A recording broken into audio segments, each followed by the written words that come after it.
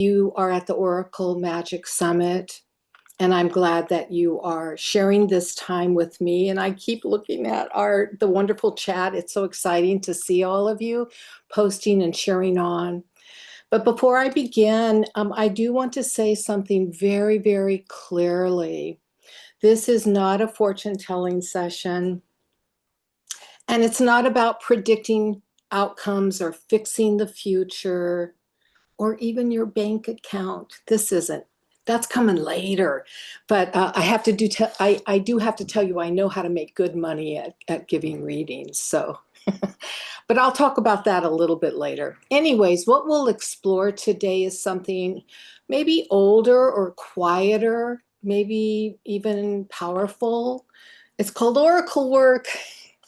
And oracle work, when practiced with integrity, because I feel that that's the foundation of what we do, it's not about answers. It's really all about listening. It's listening to symbols. It's listening to what cannot be seen. It's listening to what moves beneath the words that, for me, rise up out of the cards. The images are just focal points to keep you focused inward, not on the card. The card simply opens you and quiets you as you begin to listen.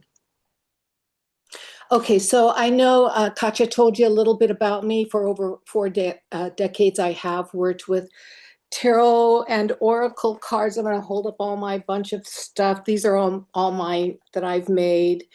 And my tarot, of course, but I've worked with them not as tools of certainty, but as mirrors reflecting choice and awareness and responsibility back to the seeker or client, and even back to myself, back to yourself when you use them. And for years, I also taught tarot cards, tarot classes, beginning, intermediate, advanced, professional, at Visions and Dreams.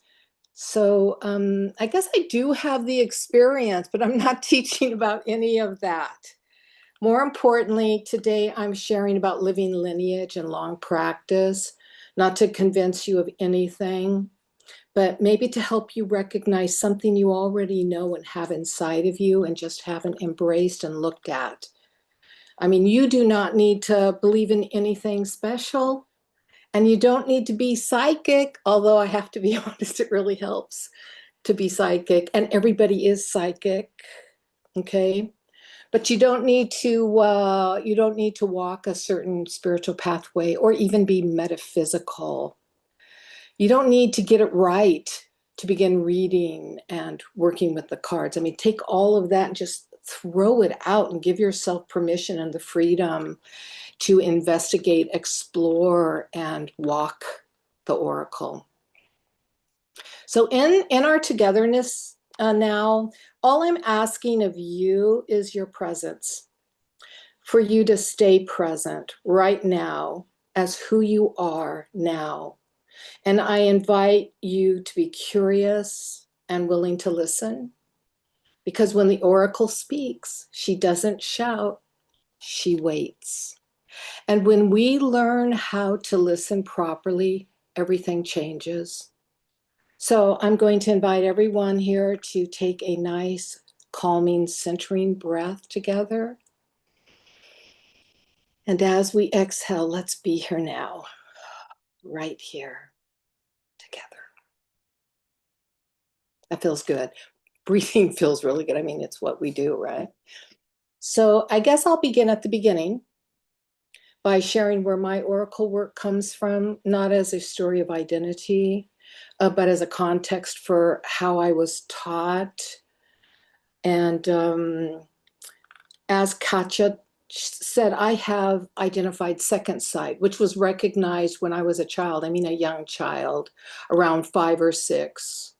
And I was given the title or the nickname Gypsy Brat by my father's family, which was a term of affection, not insult, okay? And my father was Romani, Gypsy, and he was the firstborn of the family, the Ludaramas in America. And he was born in 1921. So that kind of gives you an idea of the climate in America when he was born. And the family was in caravan in the old country, and they left that behind in Europe and Russia when they defected to America. They also left behind Romani Chib, their language. Daddy's papa forbid them to speak it. We are Americans now. We speak American, not English, but American. We hear our stories over and over again in the family. Okay, but blood doesn't forget. And second sight does not come from words. And by the time I was 8 years old, I fully knew I was Gypsy. We weren't afraid to use the word Gypsy. It wasn't a bad thing back then. And the deck of tarot cards, they were put into my hands at the age of 8. And I knew it was something Gypsies had. And my Aunt Mary told my daddy to play with. They're just for her to play with. Okay. And as a child, no one told me anything about the cards. I wasn't taught meaning. I wasn't instructed to memorize symbols or taught the arcane wisdom embedded in them. I wasn't even told that they were tarot cards, but of course I knew. We all knew what tarot cards were from a young age, but I would hold those cards. I remember this so clearly. I would hold them and I would look at the pictures, just one after another, and I listened. I listened to the cards because my young mind actually thought they spoke to me. And they did. It's called second sight. Fairy, I know some of you are here because of the fairy faith. And you know what? At some point, I'm gonna. Who all is into who all's here because of fairy? Because of the fairy? Just put a yes, I guess, or a fairy icon into the chat if you are me. Yes, yes, yes, yes, yes. Okay, I love all of you. I love all of you, but I love my fairy people. You're so near and dear to my heart. So I want to just share with you when the fairy came in because they're a part of this path with me. My mother's side of the family is Irish, and they come from Armagh, which is Northern Ireland. They were in Navan, and they defected. They didn't defect, but they left and went to America in the late 1800s. When they lost their land, and oh yes, I believe that. I truly believe that, Courtney. So here's the thing about the fairy. The fairy, I saw them always as a child. I used to, they would come swarming into my bedroom as balls of light, and they would spiral above me, and I would get out of bed and I would dance with them like a ballerina. I was a ballerina. I was young too. I mean, this was all happening at the same timeline. And they would come to me and they would appear to me as shapes, as creatures. They didn't hound me, but they were around me. And of course, my mother's superstition and my father's mysticism just all merged. And I was given the name Kisma at birth.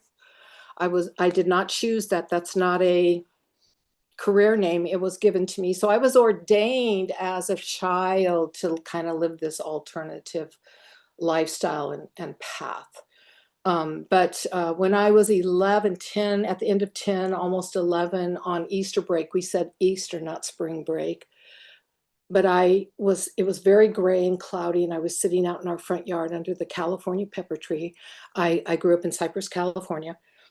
And I kind of tranced out. I kind of tranced out. And there, lo and behold, from the trunk of that pepper tree, these little diminutive people came dancing out, females. They were females. They came dancing out. And there were 5 of them. The last one to come out was a little larger than the rest. And she had what we think of as fairy wings, but the she don't have wings. It's their auric field. Okay, the elementals have wings, but that's a whole different thing. Anyways, last but by no means least, for those of you who understand this language, sorry, I'm not more specific, I began my first moon blood right then and there. So I had like this little ceremony happen around me spontaneously. But that was a turning point, age 11, and that's a master number for those of you who work with numerology. Later at 16, I was placed under the tutelage of Evelyn Brown, who was the owner of the Sun Sign Astrology shop. And she was a woman who didn't just teach astrology, which I learned from her, but tarot, discipline, and responsibility. And she trained me carefully for 6 years. And I'm telling you all of this so that you kind of understand where my path has come from. But when I was 22, another master number, by the way, she brought me my first paying client. An old man. He was 42. I was 22. I mean, come on. That moment mattered, though, all right? It mattered because I was not trained to predict. I was trained to guide transformation. How could a 22 possibly guide an old man's transformation? Seriously, that's what I thought. And I was terrified. I was terrified, but that reading was pretty awesome. And he held me in a gentle cocoon of safety that I didn't know how to hold yet. And that began what was called my word of mouth. Clients started coming to me after that at age 22. Word of mouth was key as a tarot card reader. Nobody will come to you if they don't hear a recommendation. Well, okay, I'm taking that back. I'm talking back then, you know. I'm talking back when I was 22, okay? The age of 80, or in 1982. But in my Romani tradition, now I'm going to get to some of the meat and potatoes of what I think you want to hear about. I was taught we did not undo curses because we didn't cast them. We left them alone. If someone came in and said, I have a curse, we left him alone. We didn't do the charlatan act of if you pay me $2,000, I will break that curse for you. So if you ever come across a reader who says that to you, run, Forrest, run. They're a charlatan. I don't care who they are. That's wrong. It's unethical. And I'm all about ethics, and I was trained all about ethics. I mean, I learned never to promise outcomes, and we never gave hope. I'll tell you why. Because hope, when offered carelessly, becomes undiscovered disappointment, and blame always follows. And in the old country, that could mean physical assault or worse, death. So that was real hardcore, you know. We were supposed to offer clarity, possibility, choice, and above all, accountability. And these aren't new concepts. They're not new concepts. In fact, I think they're circulating back in our societies. These are key words that we're hearing more and more often, you know. And one important thing was I was taught that the past is finished with us the moment we are finished with it. And that's a real hard lesson for most people, because most people just love to hold on to that past and blame all the problems in their life on the past. And I was trained differently. So oracle work, as I learned, it was never about also impressing the seeker or the client. It's about disappearing so the oracle can speak. That's a big one. That's a big one. All right, so there are a few rules I was trained to read by, and I'd like to share those with you. Maybe they'll hit home. All right, so I don't read for people who have not asked me to read. In other words, I don't go into a room or to a party or to anywhere and start reading people without their knowledge, without their consent. I mean, that's a form of trespassing, and it's actually kind of rude. And I don't read for people who are not present with the client who booked the appointment with me. So if a wife or a husband or a girlfriend or a boyfriend or whoever comes in and starts asking questions about someone who's not there, about their job, about their school, about who they're sneaking around with, you get a lot of those, right? I don't read because it's a form of gossip if I do. And that person hasn't given me permission.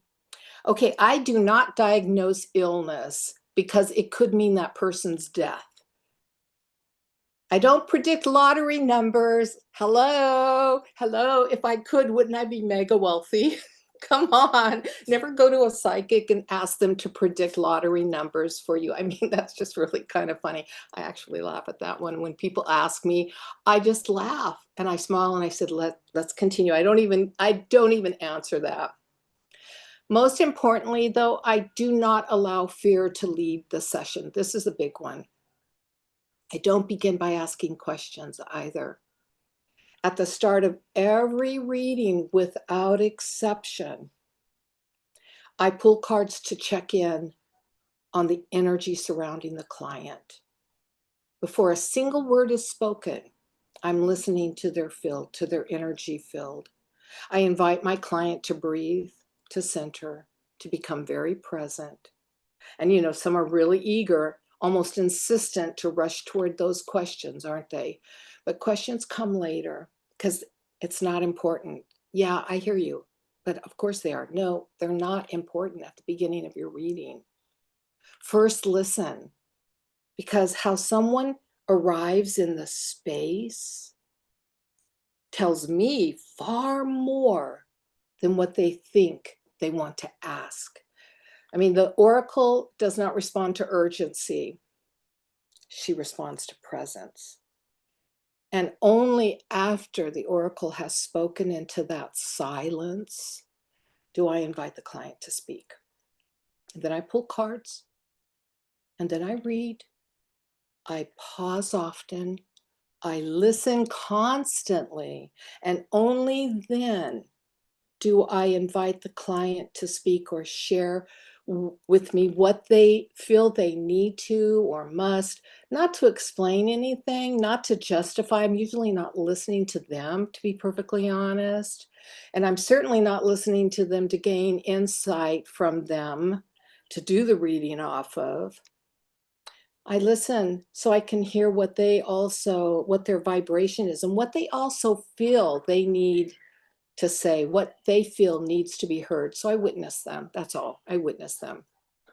But I listen again to the silence. And this rhythm will continue until the oracle has finished speaking or until the truth has been received. Now, this is important. This is probably what I feel is the most important thing I'm giving to you today. And it's going to be really, to some of you, really insignificant, but that word, hold on to that word for a minute. This is important because when the word but appears, meaning when the client utters that word, but the oracle closes.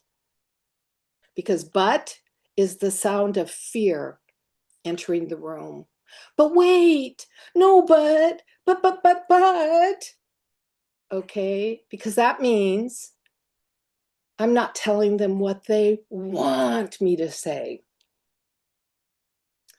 So the reading pauses until consent is restored and until the client is ready to listen again, to receive the wisdom of the oracle. Oracle work is not about convincing anyone of the truth. It's about waiting until the truth is allowed to speak. Oh, there's so many wonderful, I wish I could read all of these comments. All right, because of this reason, I believe one of the reasons why memorized meanings have never mattered to me or the lineage I come from. I wasn't taught to memorize. The wisdom is not in the card and it's not in a book. Got news for you. It's not in that book, even though the person who wrote it thinks it's in the book. It's in the oracle. All right. It lives in the space between the worlds, and that is where the oracle must dance. Okay, now I want to show you what that actually looks like. So I'm going to give a living oracle.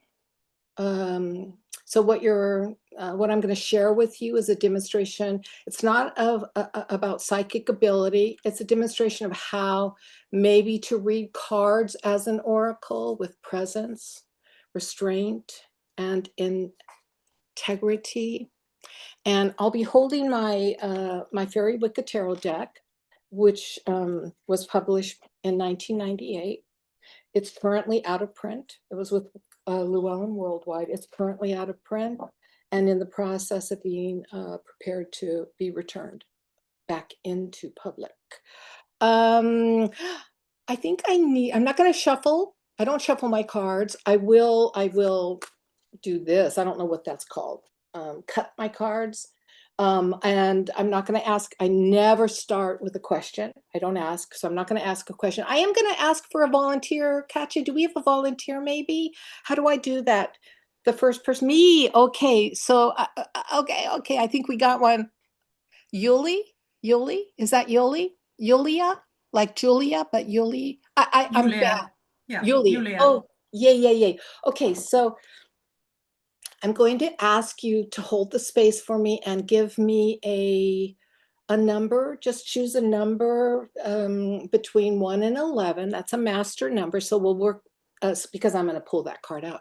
And just go ahead and give me a number between 1 and 11. And you can just say it out loud. Did you say it, Yulia? Did you put it? Yeah, they will have to put it in a comments because Oh, it's 9. like webinar. Yeah. Okay, I see it. She put 9. Yulia, I see it. 9. Okay, so I've got that. So why I ask for a number for a demonstration is so that it simply allows the oracle to choose a point of entry into the deck. So thank you. So I'm going to go ahead, and it's not going to be a real long demonstration, but okay. And I'll invite all of you to hold the energy. It might mean something for you. Okay.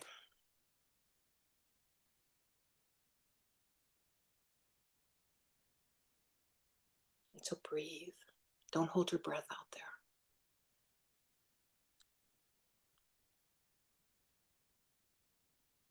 Okay, we're going to do 9.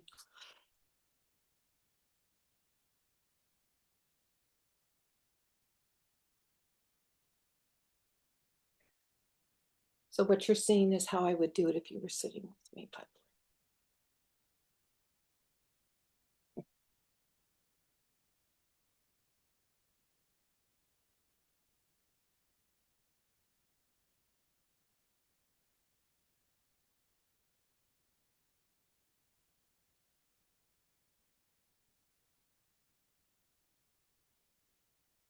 it's the 5 Pentacles or the 5 of Dawn, which is Earth. And it's centered around me. And we're all here for self. We really are. We're all here for self.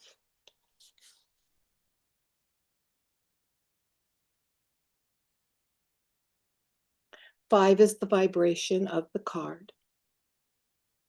And that vibration is always change because each one of us is always in a state of change. We're never static. Even when we think we are, we're not, because that's the continuum of life, change.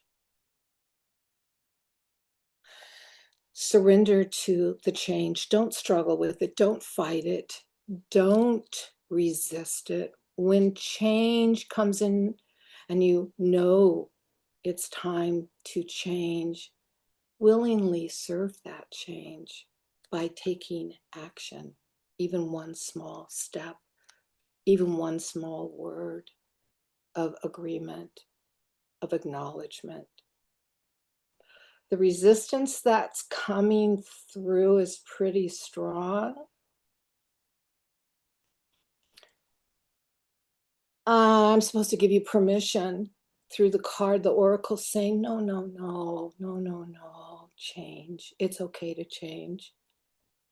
It's okay to do it differently today than you did it yesterday. Really, even this morning, because that's the flow, and you're stepping into the flow. Go with the flow. Do not resist any longer. Resisted change becomes forced change down the road through a tsunami of change, and then you're floundering.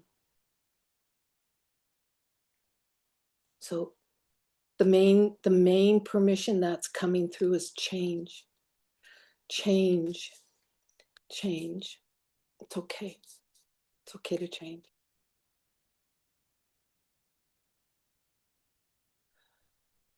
Okay. Okay, I'm going to go ahead and stop there because I could keep providing information, but knowing when to stop is important, because it's not what I just said that matters. What matters is how it arrived inside of you. Also, trusting what was coming through, the pacing, even the restraint, because my ego stepped in and wanted to tell you a story about change. And I had to go up and pull back because it's not about me. And I had to open up and continue to allow the oracle to speak. No one getting a reading wants to hear about you. So when you feel like you need to start telling them all about you and how you had that experience or blah, blah, blah, you're interrupting, you're interfering. So there's a willingness to let meaning emerge without forcing it into language that becomes ultra important. And this is part of the oracle work that can't be memorized. You can't study it into being, you can't will it to open up. You have to learn to wait until the truth is allowed to speak, because we get in our own way as the oracle, and we get all the I know this card out of the way by saying the obvious, saying the basics, saying, the experience with the card.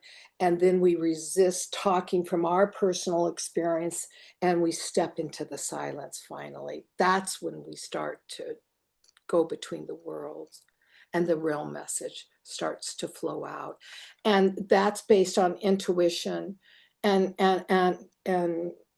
true intuition doesn't arrive loudly, right? It doesn't rush, it doesn't convince, and it doesn't need to be defended.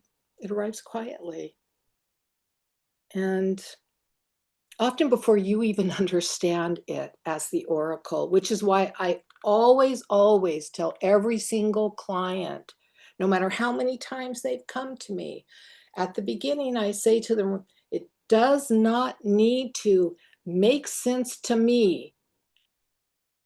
It needs to make sense to you. So if it doesn't, you need to ask for clarity. You need to ask a question.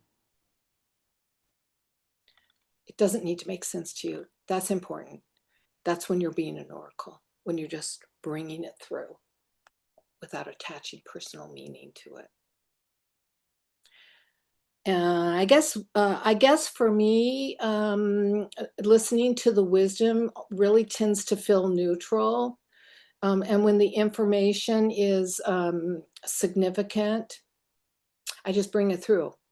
Because I think one of the most common mistakes readers make is mistaking urgency for insight. Oh, this is really important. I better tell them. Oh, I think urgency comes from fear, from wanting to help, from wanting to be right, from wanting the reading to do something, to mean something super important to the client. Yes, I do get excited for some of the information that comes through for my clients.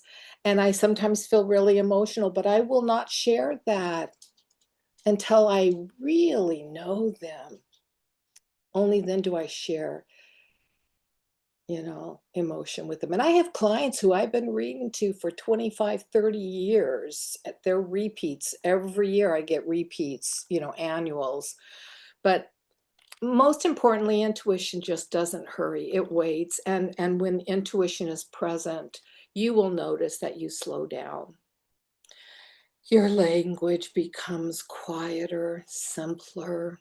You stop trying to explain. You stop trying to make it mean something. You don't reach for a book. Don't reach for a book. Seriously, in a reading, do not reach for a book. Okay? I mean that with all gentle sincerity. You gotta wean yourself off of that book. I know that author wrote and researched and put it all in a book and expects you to work with it, but it's not about words in a book. It really isn't. Okay? Quiet yourself, slip in between the world and listen and let the information come through, because what needs to come through will come through, not something prescribed, which is what book information provides. Just let it come. Go between the worlds and dance. Noise feels different, right? Noise is what pushes you. Noise is what fills the space. Noise reassures, noise justifies. Noise is the pressure that keeps you talking when you're really not receiving anything. You're just reading just to prove that you're reading, that you got paid some money, so you want them to feel you're valuable. And you just keep talking and filling that silence, and you're just grabbing at things. And that's your signal to stop. I mean, one of the clearest oracle moments arrives right after you shut your mouth or stop talking, or when you choose to be silent, okay? When you choose to listen, you know. Okay, I think this is between me and your consciousness. Ready? Before we go any deeper, I really, really want to speak about something essential. The why behind becoming an oracle.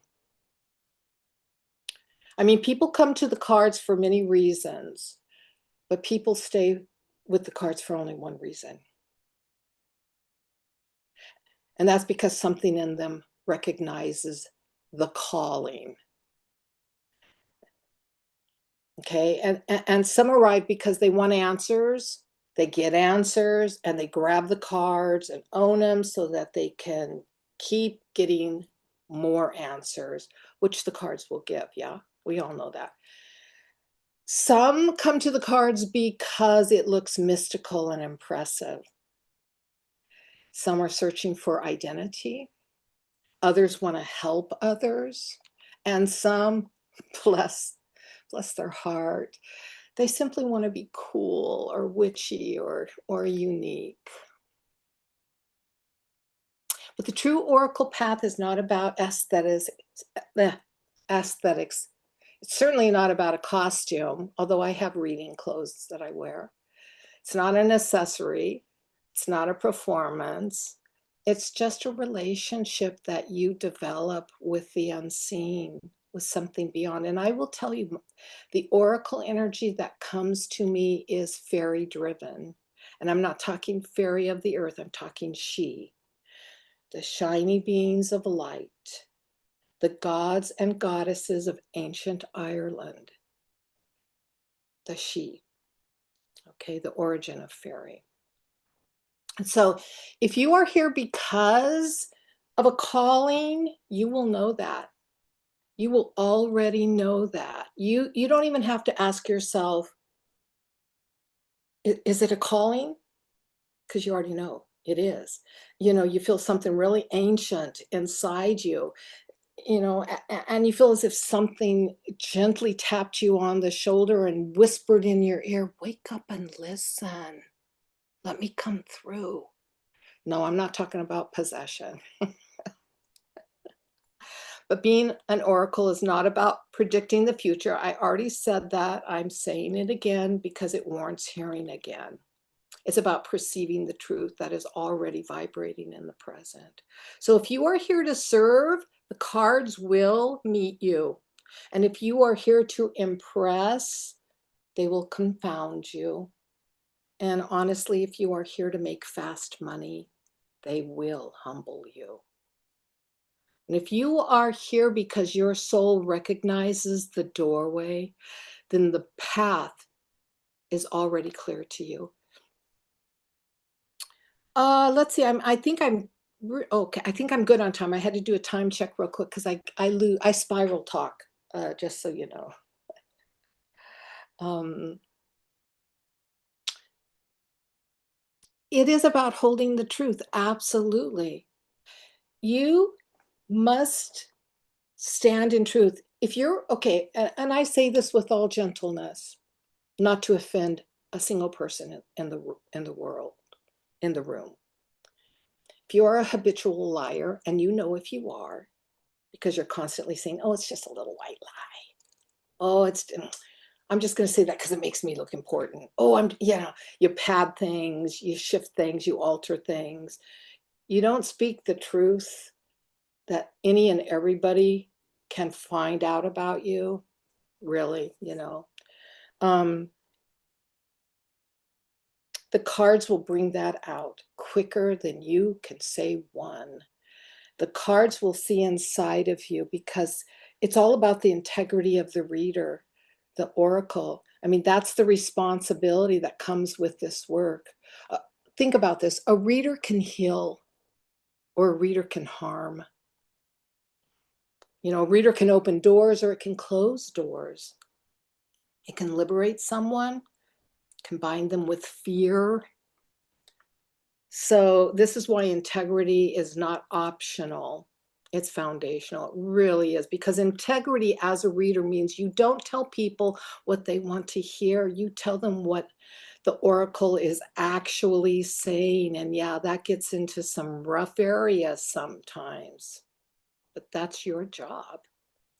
Integrity means you don't plant fear. You don't fabricate fear. You don't fabricate curses. You don't pretend to know more than is true. It's okay to say, I don't know. I'm not receiving information on that. I'm sorry. Maybe another day. Integrity means you respect the soul in front of you, whether they believe in your work or not. And integrity means you understand the cards don't belong to you. Yeah. You might make an oracle. You might go out and buy an oracle, but they don't belong to you. They're a tool that you're using. The oracle is going to move through you because, got news, you are the oracle. You're the oracle, and you're just opening up, receiving the download, and that's important. That's why you have to listen. So the moment you think you control the oracle does step away. It leaves. Okay. I was going to share a brief history about the cards, where it all began and stuff like that. But I'm not going to, because I'm long-winded and I'm looking at that we're at a quarter till. And but I have one thing to say. If you've never researched the journey of tarot cards and the first set of cards and what they were, when they came, where they came from, or the ancient aspect of the cards, then why are you reading them? Get your butt in gear and do some research. Know where your tool came from. It's like any other craft. Knowing the origin, knowing the tool, that's part of it. I mean, there is a mystery that's really, really ancient, connected with the tarot, that isn't part of the playing cards, that came out of the 15th century, that came out of the Middle East, that came out of scholars and mystics, and contains symbols that are the mirror of the soul, that came out of ancient Egypt to the desert, to the gypsies, the storytellers who carried wisdom in those images. They were images, not cards in the beginning. All right, so let me look at my notes real quick. I do have some notes here, in case I forget anything, or all of a sudden I got to the end and I wasn't sure. Oh, I guess I want to know who you are. And I know I can't get that information from you because I'm talking. But why are you walking this path? I'm coming back to it again. That's something I really want to leave you with. Even if you think you know the answer, find a quiet moment in this busy, busy week, because you can find a quiet moment. I'm telling you, you can find 5 or 10 minutes of quiet where you breathe. And if you're not breathing every morning before you indulge, because it's so wonderful, this summit, um, you need to maybe tomorrow in the morning when you first get up, find 5 or 10 moments and just breathe and ask yourself, who am I? Why am I here? Why am I an oracle? And touch base with the now, not who you want to become, not who you were in the past, if you're returning to the cards, but who you are right now today. And hold those cards, hold those cards in your hand. That's my new one. Hold them in your hand and then ask the oracle to speak to you and let one card come forward. You know how to do this. You pull a daily card. So really do it with the intention of understanding who you are right now, what in the present, what your integrity is. Am I devoted to truth? Am I really devoted to truth? It's okay to ask yourself that question and be prepared for the answer. Be prepared. Be prepared for that answer. Okay, so what I want to share with you, I guess this is the time that I might share a little bit about the gift, Katja, and my one-time offer. Am I doing that right now or after the Q&A? Absolutely. Anytime you want to do that. And Oh, now is the time to freeze the chat because we're going to drop all of those links. Yes, please. okay, great. So about my gift, some of you, I'm so overwhelmed. I've had 54 people come in already, and I'm so overwhelmed and overjoyed because that's the fairy. Those of you really, really tuning in and opening and wanting the fairy energy, the she energy, that gift is a real 5-day initiation process. No, it's not like an initiation. It's an oracle seer initiation that came through that really wanted to speak and be available to all of you. And that's my gift. So the only thing I want to say, and it's in, of course, a classroom gift folder. Here is I guess I should post the link to that. Here's the link to that. And the other thing that I want to say about it is that it is a 5-day initiatory rite, and it's going to require you to give it a good, at least a minimum of 10 minutes. It can go for as long as you want it a day. 5 emails. You're going to get 5 emails there. And I know this week is a really busy, busy schedule.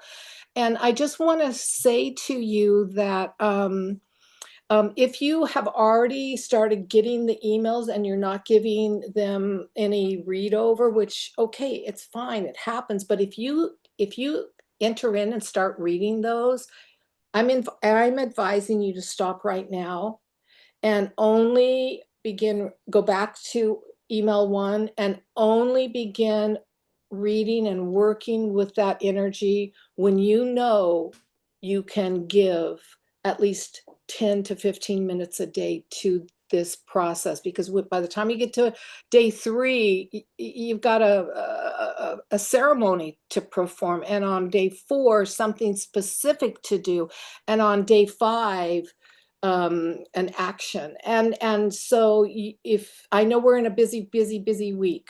I didn't even think about that, Katja, I'm sorry. But Oh, good.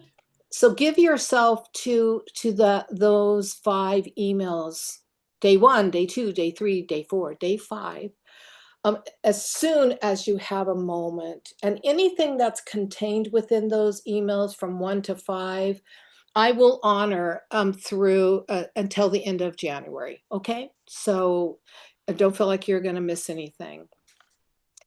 But if you're willing and you want to go more, if you want to go more into fairy and my lineage and my tradition, that's bringing me to my one-time offer. Yes, I have a one-time offer.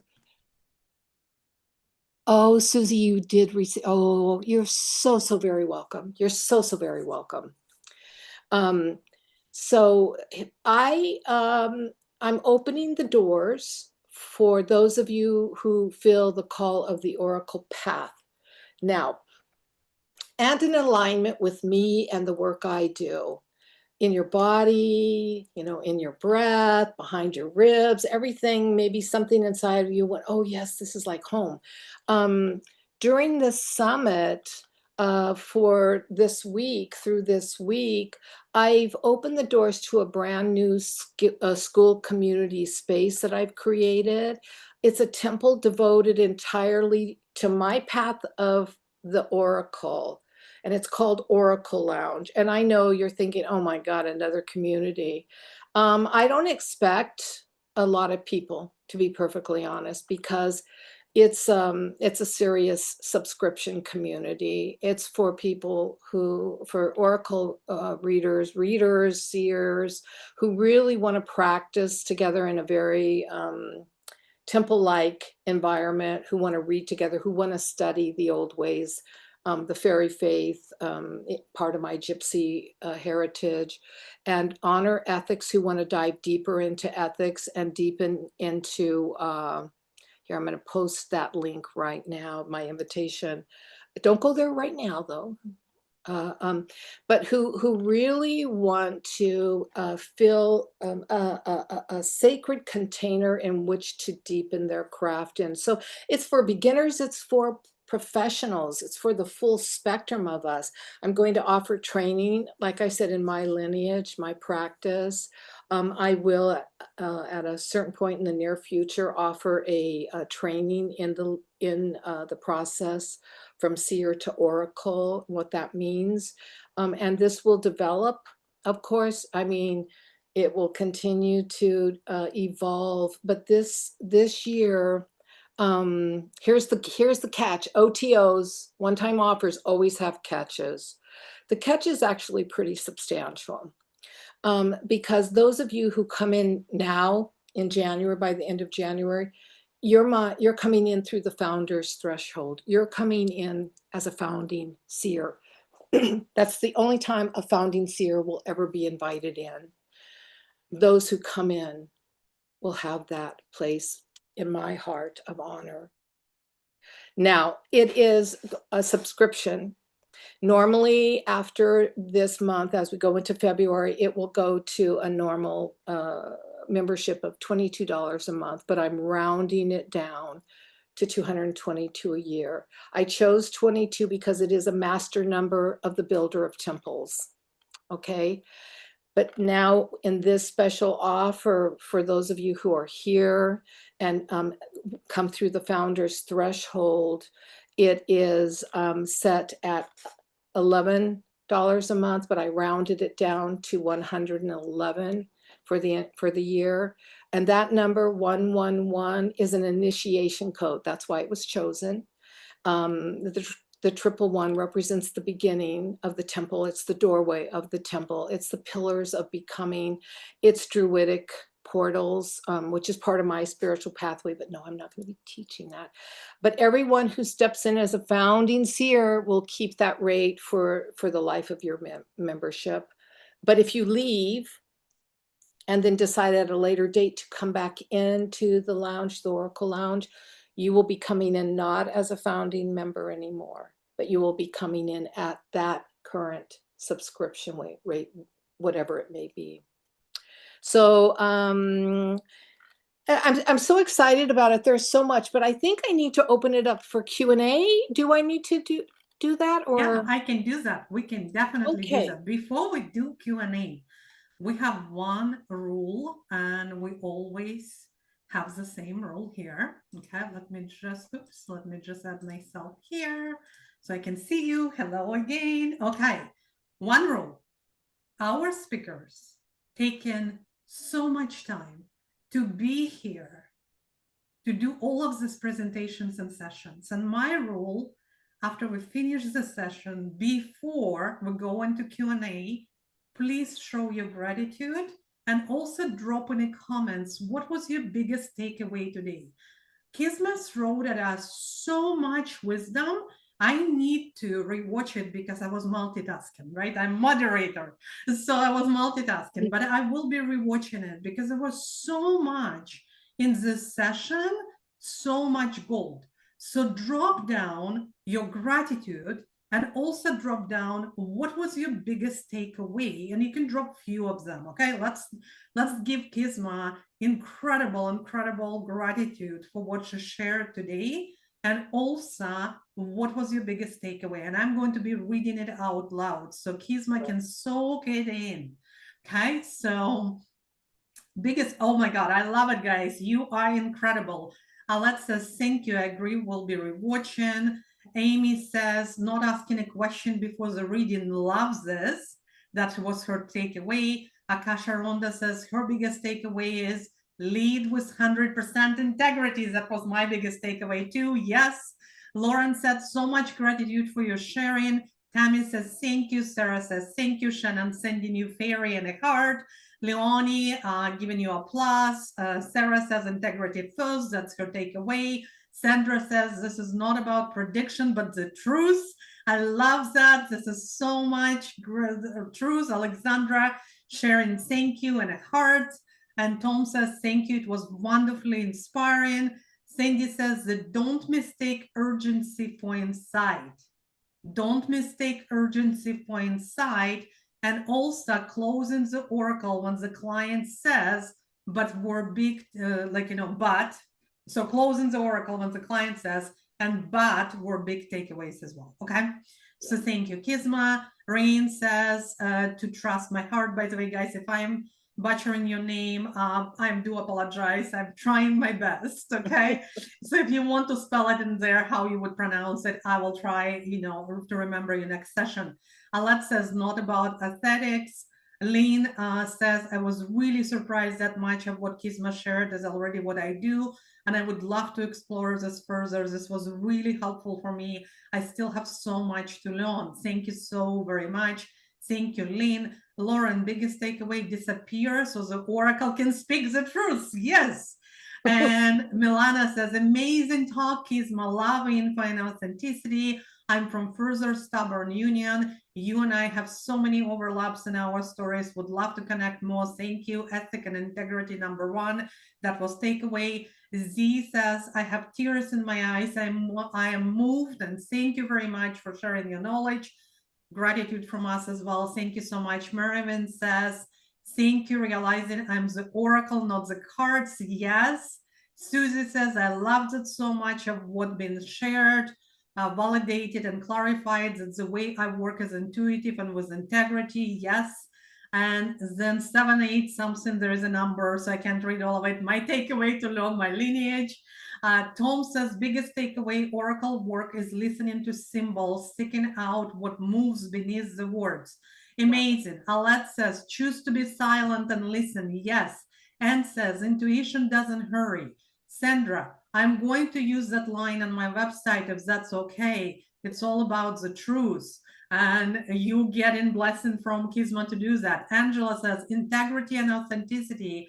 That came through loud and clear. I could listen to you for hours. Aww. Yes, Anne said, thank you. Peter Anne said, just amazing. I love that you spoke of not being prediction and that oracle responds to presence, not urgency. So many angel bump moments. I'm going to steal it. Peter Ann, can I steal that instead of the takeaways? It's going to be angel bumps moments. Okay, I'm stealing that. Okay. Yulia, grateful for all that clarity and sensational insights. Emmett says, discern, listen, give with integrity. Kat says, so much beautiful and honest insight. We have over 35 more messages. I probably won't be able to read all of them, but I will copy them and I'll post them in the community. And Marie says, my takeaway, be willing to wait for the message. Thank you, Kisma and the Tuatha and Dawn, and thank you, Anne-Marie. Thank you. Amy said, thank you so much. Vierka says, blessings for all of your work and for sharing all this valuable information. Letitia says, thank you so much. I'm learning what I need to study to dive deeper and learn more and grow. Crystal says, or Chris, you gave words and clarity. True intention arrived quietly. We don't need to announce, declare. I love that the Oracle responds to silence. Thank you. Deep gratitude, presence, and honesty. I got up with all comments. I can't believe it. And Did then you we get still have, Hey, we look, still have. I'm pulling a Sorry? card. I'm pulling a card for everyone. This is Earth Wisdom. This is Earth Inspiration. It's my new deck actually called the Fairy or the Happy Garden, but this is for all of you because these cards are, I think, divine. So here's the image. And the back inscription says, the abundance of nature is given freely to each one of us. When you need to fill that abundance, dance with the wildflowers. Love it. Yeah. So beautiful. Oh. And this deck is so incredible. Kisma, my heartful appreciation for you being here, for delivering such an amazing transformational session. So here is another ask. You know, I've been asking a lot, right? We'll begin given a lot, but I'm also asking, right? So, and what I would love for you to ask, Kisma is going to make a post and just going to say, here, you know, please share your takeaways. I'm going to grab all of this ones, as many as I can before next session. But if you can go back into community and comment on Kisma post, because we want to bring more people to her replay, okay? So we want to make sure, because not everyone could be here live. We have a global community from all over the world. So please do, after she makes a post, we'll make sure that you make the comments as well, okay? And Questions. Katja, yes. I have one thing. You know, I wrote the Oracle poem and set it to music. And do you think it would be okay if I posted the link, the YouTube link to that, so that they can all go and listen to it as an affirmation of their own Oracle? Send it to me and I'll put it in your classroom. Okay, perfect. Okay, perfect. Thank you. Yeah, just send it to me in a minute. We don't want any links because we want to keep focus on here, okay, but we can put it in the classroom, okay? Okay. Absolutely. And that's for all of you. That's for all of you. Yeah. Yeah, amazing. Fantastic. So any questions so far? I just want to make sure if we have any questions, I will be answering them. I will show you very quickly where to find Kisma's replay. Okay, so it will be, and I did not put it yet, but it will be there shortly. Okay, so the replay is going to be inside this community, inside Classroom. You're going to find this beautiful picture of Kisma here, and replay will be right here inside the classroom, okay? So it will be there probably in about 5 minutes. Now, remember, all replays available only until Friday, January 23rd. If you love this presentation, if you want to keep it, you can purchase Divine Downloads Vault, okay? Right at the top of your classroom, you will have Divine Download Vaults. And this is where Kisma has her presentation there as well, right here. And same replay is going to go there as well, okay? And all of the links that she mentioned is going to go as well there. Okay, so can I just give a blessing? Can I just give a quick blessing? Of course, please. Okay, so go gently. Yeah, trust what you sense, and may your path forward be guided by clarity, discernment, and respect for the hidden ways. And thank you, thank you, thank you. My heart is so full. And Katja, thank you, thank you, thank you. Blessings to each of you. Thank you so much. We'll see you inside community and on all of other sessions as well. Bye for now.